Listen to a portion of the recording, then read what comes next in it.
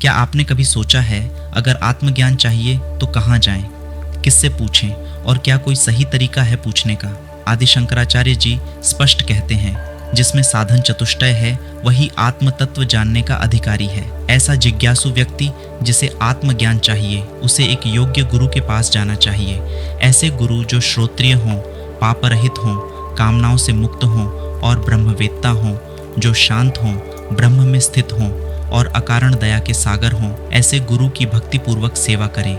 जब वे प्रसन्न हो जाएं, तब उनके पास जाकर श्रद्धा से पूछें, स्वामी, मैं संसार सागर में डूबा हुआ हूँ, आपका करुणा से भरा हुआ कृपा कटाक्ष ही मुझे मुक्त कर सकता है। शिष्य विनम्र होकर आगे कहता है, मैं नहीं जानता कि कैसे तैरूं, कैसे पार जाऊं इस संसार की नदी को।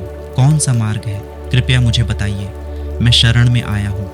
फिर शंकराचार्य जी हमें बताते हैं कि सच्चे संत कैसे होते हैं। वो ऋतुराज वसंत की तरह होते हैं, स्वयं भवसागर को पार कर चुके होते हैं और फिर दूसरों को भी पार कराते हैं। बिना किसी कारण, केवल करुणा से उनके वचन ब्रह्मानंद रस में डूबे होते हैं। ऐसे वचनों से वे हमें तपते हुए दुखों से शीतल करते हैं, हमारे हृदय की अग्नि को शांत करते हैं। इसलिए गुरु की कृपा, विनम्र शिष्यत्व और आत्मज्ञान की तीव्र इच्छा, ये तीनों मिलकर ही मुक्ति का द्वार खोलते हैं।